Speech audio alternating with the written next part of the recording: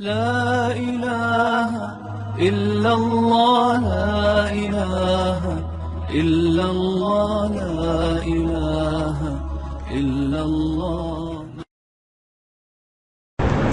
بسم اللہ الرحمن الرحیم. کبیرہ گناہوں میں ایک بہت بڑا گناہ جس کو اکبر الکبائر کہا گیا ہے وہ ہے کسی انسانی جان کا ناحق قتل.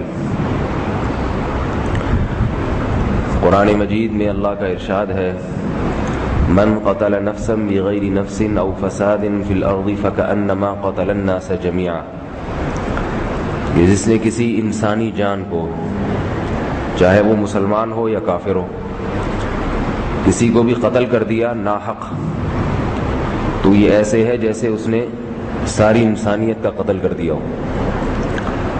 قرآن مجید میں جتنے بھی گناہ ہیں، شرک کے علاوہ جتنے بھی گناہ ہیں، ان کی سزا ہمیشہ کی جہنم نہیں بیان کی گئی، لیکن قتل ایسا جرم ہے جس کی سزا یہ بیان کی گئی ہے کہ ایسا شخص ہمیشہ جہنم میں جلے گا.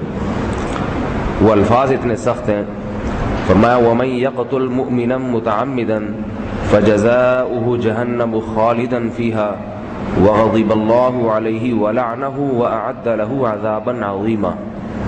کسی گناہ پر اتنے سخت الفاظ میں وعید نہیں ہے کہ جس نے کسی مسلمان کو جان بوجھ کر قتل کر دیا تو اس کی سزا قیامت کے دن جہنم کی آگ ہے جس میں وہ ہمیشہ رہے گا. اس کے ساتھ ساتھ اللہ کا اس پر غضب بھی ہوگا، اللہ کی اس پر لعنت بھی ہوگی، اور ایسے شخص کے لیے اللہ نے بہت بڑا عذاب تیار کر کے رکھا ہوا ہے. بتائیے کہ اس سے بڑی دھمکی کسی کو ہو سکتی ہے؟ اس سے زیادہ الفاظ سخت ہو سکتے ہیں؟ تو آج بات بات پہ لوگ ایک دوسرے کو جان سے مار دیتے ہیں. ایک سیاسی تنظیم کا آدمی ہوگا، اس کے ذمہ لگایا جائے گا فلاں الیکشن میں آگے بڑھنے کی کوشش کر رہا ہے، اس کو پھینک دو، وہ جا کے قتل کر دے گا اس کو. پھر ان کا ایک آدمی اٹھے گا کہ دوسری سیاسی تنظیم کے آدمی کو قتل کر دے گا. یہ سیاسی بنیادوں پہ، چھوٹی چھوٹی بنیادوں پہ ایک دوسرے کی جان سے کھیلتے ہیں. ان کو یہ اندازہ نہیں ہے کہ جس کو قتل کیا اس کا اتنا نقصان نہیں ہے. اصل میں قتل کرنے والا اپنا نقصان زیادہ کر رہا ہے، اپنا نقصان. اگر وہ دیکھ لے قیامت کے عذاب کو تو وہ کہے گا میں نے اس کا تو کچھ نہیں بگاڑا، وہ تو مر گیا. جو ہے مرنا تو ہے ہی سب نے ایک دن، لیکن اپنا اس نے بہت کچھ بگاڑ دیا. حدیث میں آتا ہے رسول اللہ صلی اللہ علیہ وسلم نے فرمایا کہ قیامت کے دن سب سے پہلے جس چیز کا حساب لیا جائے گا وہ قتل ہوگا. علماء نے لکھا ہے کہ ایک حدیث میں آتا ہے کہ نماز کا حساب پہلے لیا جائے گا، ایک میں آتا ہے قتل کا. تو علماء نے لکھا ہے کہ اللہ کے جو حقوق ہیں ان میں نماز کا حساب پہلے ہوگا، اور جو بندوں کے حقوق ہیں ان میں سب سے پہلے حساب و کتاب قتل کا ہوگا. تو اس لیے اس میں بہت زیادہ خیال کرنا چاہیے. قاتل شخص جو ہے اللہ اس سے دنیا میں سکون چھین لیتے ہیں اگر وہ کسی کو قتل کرتا ہے. اور یہ قتل اتنا بڑا جرم ہے کہ اگر یہ غلطی سے ہو جائے تو بھی شریعت نے اس پہ بہت سخت سزا رکھی ہے. غلطی سے، آپ کی نیت نہیں تھی، جیسے کسی جانور کا شکار کر رہے تھے، گولی کسی انسان کو لگ گئی، ڈرائیونگ کر رہے تھے، اچانک سڑک پہ کسی کو ٹکر مار دی، تو یہ قتل خطا کہلاتا ہے. تو اگرچہ اس میں آپ کی غلطی نہیں ہے، لیکن چونکہ انسانی جان کا قتل ہوا ہے اس پہ بھی شریعت نے سزا رکھی ہے. وہ دو سزائیں ہیں. نمبر ایک، جو میت ہے اس کے لواحقین کو دیت دی جائے گی، اور دوسری بات شہرین متتابعین، 2 مہینے کے روزے لگاتار کفارے کے طور پہ. یہ بھی مسئلہ لوگوں کو معلوم نہیں ہے. ڈرائیور لوگ، گاڑی چلانے والے بعض دفعہ کو بندہ مار دیتے ہیں تو عدالت میں کیس چلتا ہے، کچھ دن میں بری ہو کے آ جاتے ہیں. تو عدالت نے تو آپ کو بری کر دیا، لیکن اللہ کی طرف سے بھی بری نہیں ہوئے. 60 روزے لگاتار رکھنے پڑیں گے کفارے کے طور پر. اب سوال یہ پیدا ہوتا ہے جب غلطی نہیں تھی تو کیوں 60 روزے رکھے؟ 60 روزے لگاتار رکھنا تو معمولی سزا تو نہیں ہے.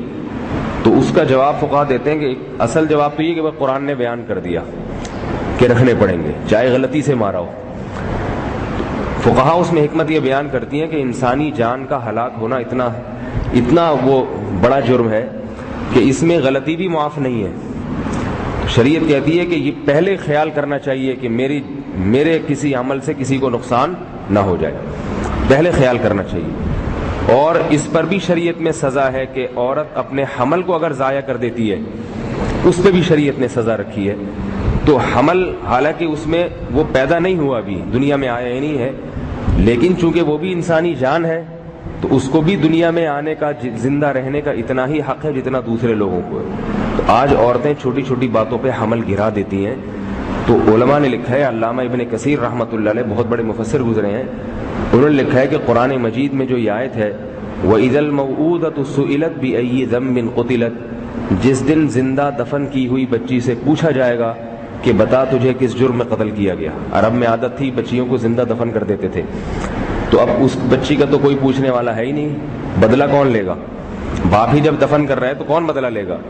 قرآن میں اللہ نے بتایا کہ میں بدلہ لوں گا قیامت کے دن، اور اس بچی کو زندہ کر کے میں پوچھوں گا اپنے قاتل کا نام بتا. تو علامہ ابن کثیر نے لکھا ہے کہ وہ عورتیں جو اپنے حمل کو گرا دیتی ہیں تو یہ بھی اسی وعید میں داخل ہیں، کیونکہ اس حمل کی طرف سے تو قصاص لینے والا، بدلہ لینے والا کوئی بھی نہیں ہے. ماں جب خود ہی گرا رہی ہے تو کون پوچھے گا؟ فرمایا کہ قیامت کے دن اللہ اس کا بدلہ لے گا اس ماں سے جس نے اس کو ضائع کیا ہوگا. تو ڈاکٹر کے لیے بھی جائز نہیں ہے، کوئی عورت اس کے پاس جاتی ہے، اور عورت کے لیے بھی جائز نہیں ہے. باقی اس میں کچھ مسائل ہیں، تفصیل ہے، وہ پھر کبھی ضرورت پڑے تو علماء سے پوچھی جا سکتی ہے. تو حاصل یہ نکلا کہ قتل نفس کو اللہ تعالیٰ نے بہت بڑا جرم قرار دیا، جس کی سزا ہمیشہ ہمیشہ کی جہنم. ایک دفعہ عبداللہ بن عباس رضی اللہ عنہ کے پاس ایک شخص آیا اور کہنے لگا کہ کیا قاتل کی توبہ قبول ہو جاتی ہے؟ کیا قاتل کی توبہ قبول ہو جاتی ہے؟ تو عبداللہ بن عباس سمجھ گئے کہ اس شخص کا ارادہ ہے کسی کو قتل کرنے کا، اور اس نے سوچا قتل کر کے میں توبہ کر لوں گا. تو عبداللہ بن عباس نے فرمایا کہ قبول نہیں ہوتی. یہ بڑا سخت اس کو جواب دیا کہ ایسے قاتلوں کی توبہ قبول نہیں ہوتی. مطلب یہ تھا کہ توبہ کی نیت سے لوگوں کو مارتے چلے جاؤ اور بعد میں یہ سوچ لو کہ توبہ تو ہر جرم کی قبول ہو جاتی ہے. اصل تو مسئلہ یہی کہ کسی نے اگر کر لیے ماضی میں، اب اللہ سے گڑ گڑائے اور جو بھی اس کے علماء سے پوچھے کہ کیا کرنا ہے مجھے، تو لیکن یہ کہ اس نیت سے قتل کر دینا کہ میں بعد میں توبہ کر لوں گا، اس کو عبداللہ بن عباس نے فرمایا کہ ایسے قبول نہیں ہوتی. اور دوسری بات یہ کہ اللہ تعالیٰ نے چند باتوں میں قتل کی اجازت دی ہے، چند چیزیں ایسی ہیں جن میں قتل کی اجازت ہے. ایک تو یسعون فی الارض فساد، کہ وہ شخص جو زمین میں فساد مچا رہا ہو اور اس کو قتل کیے بغیر اس کے فساد سے روکنا ممکن نہ ہو. جیسے یہ ڈاکو لوگ ہیں، بندوق کے ذریعے چھینتے پھرتے ہیں اسلحے کے زور سے، تو ایسے ڈاکوؤں کو قتل کرنا ثواب کی بات ہے، ان پہ ترس نہیں کھانا چاہیے. لیکن اس میں یہ اصول ہے کہ ایسا ڈاکو جس کے ہاتھ میں اسلحہ ہو اس کو تو قتل کرنا جائز ہے، اور اگر اسلحہ نہیں ہے، بغیر اسلحے کے کسی سے چھینا جھپٹی کر رہا ہے یا چور اچکے جو ہوتے ہیں، ان کا قتل کسی بھی صورت میں حلال نہیں ہے. بعض لوگ ایسے چوروں کو پکڑ کے بھی اتنا مارتے ہیں کہ ہڈی پسلی توڑ دیتے ہیں ان کی، تو یہ جائز نہیں ہے. ان چوروں کو پکڑ کے مارا تو جائے ٹھیک ٹھاک طریقے سے، لیکن ہڈی، جسم، یعنی وہ جو سارے پرزے جو ہیں وہ سلامت رہنے چاہیے اس کی. باقی ٹھکائی تو لگانی چاہیے، کیونکہ پولیس میں دیں گے تو پولیس تو پھر آپ مزید ٹریننگ دے کے اس کو چھوڑ دے گی کہ بھئی آپ نے غلطی یہاں کی، آئندہ اس قسم کی یوں اس وجہ سے پکڑے گئے تھے آپ، آئندہ آپ اس طریقے سے ہمیں دیکھیں ہم کیسے کرتے ہیں، پکڑے بھی نہیں جاتے. تو یعنی وہ بتائیں گے اس کو. باقی یہ جو ڈاکو ہے نا، ڈاکو گن پوائنٹ پہ جو موبائل چھین رہا ہے یا گن پوائنٹ پہ، یہ اگر کسی کے ہتھے چڑھ جائے تو اس کو چھوڑنا جائز نہیں ہے، یہ بھی ذہن میں رکھیں. اس کو وہیں لوگ مل کے جان سے مار دیں کسی بھی طریقے سے ممکن ہو، کیونکہ ان کی سزا قرآن نے بہت سخت بیان کی ہے، کیونکہ یہ کئی لوگوں کا خون کر چکے ہوتے ہیں اور کئی کا خون کرنے کا ان کا ارادہ ہوتا ہے. تو ایسے بدبختوں کی جو اصل سزا ہے قرآن نے بیان کی ہے، انما جزاء الذین یحاربون اللہ ورسولہ ویسعون فی الارض فسادا ان یقتلوا او یصلبوا او تقطع ایدیہم وارجلہم من خلاف او ینفوا من الارض، کہ ان کو چوک پہ لٹکا کے ان کے ہاتھ پاؤں کاٹے جائیں، پہلے دایاں ہاتھ کاٹا جائے، بایاں پاؤں کاٹا جائے، پھر سولی پہ لٹکا کے ان کے برچھا مارا جائے، چوک پہ لٹکا کے. ساری دنیا یہ تماشا دیکھے ان کا.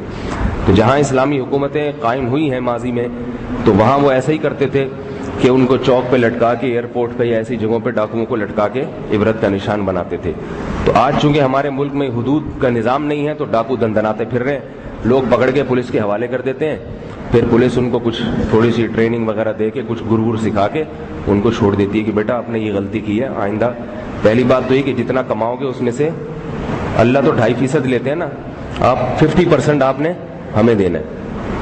میں ایک دفعہ تھانے میں کسی کام سے بیٹھا ہوا تھا, تو وہ SHO صاحب کے پاس فون آ رہا تھا کہ سر یہ اسٹار چورنگی پر ڈاکو پکڑ لیے 2 اور عوام چھوڑ نہیں رہی ان ڈاکوؤں کو. تو کہہ رہا جلدی سے چھڑا ان کو. میں بیٹھا ہوں وہیں پہ, کہہ رہا چھڑا کے لائیں ان کو جلدی سے.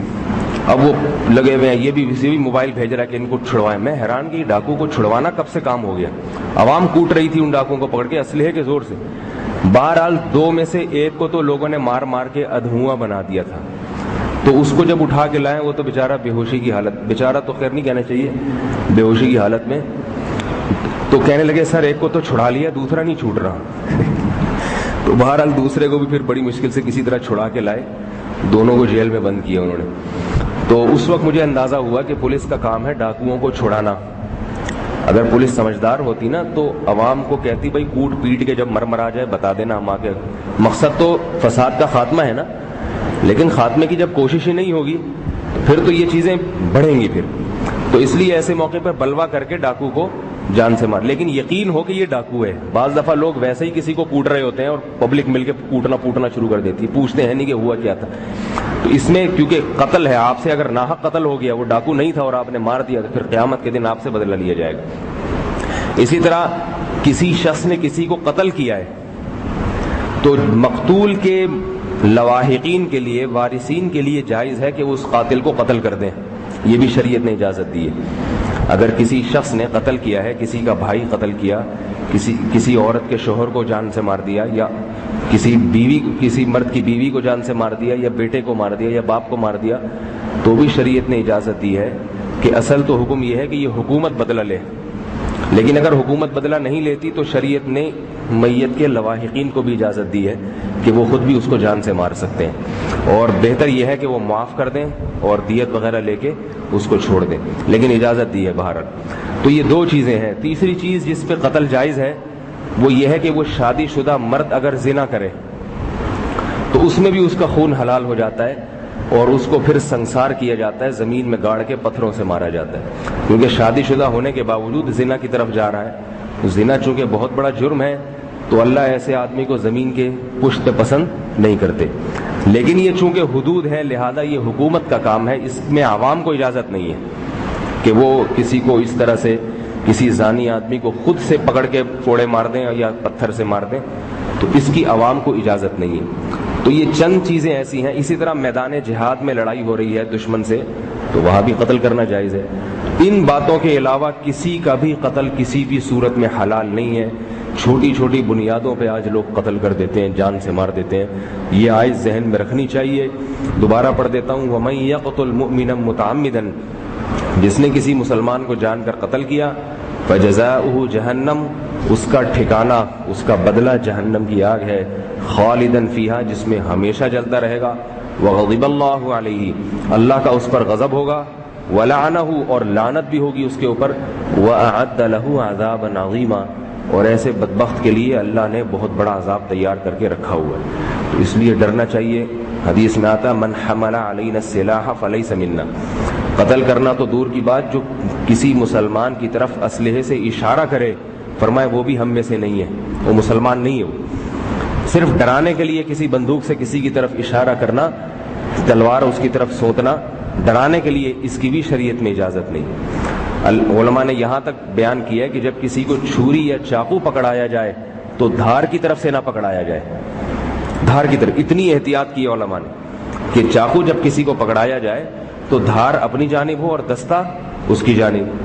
تو یہ سارے فقہا جو اصول یہ بیان کرتے ہیں, یہ اسی وجہ سے کہ اللہ اس کے رسول صلی اللہ علیہ وسلم کی اس بارے میں ہدایات بہت سخت ہیں. اللہ تعالی ہم سب کو سمجھنے کی, عمل کی توفیق عطا فرمائے, اور اس بدترین جرم سے ہماری قوم کی حفاظت فرمائے.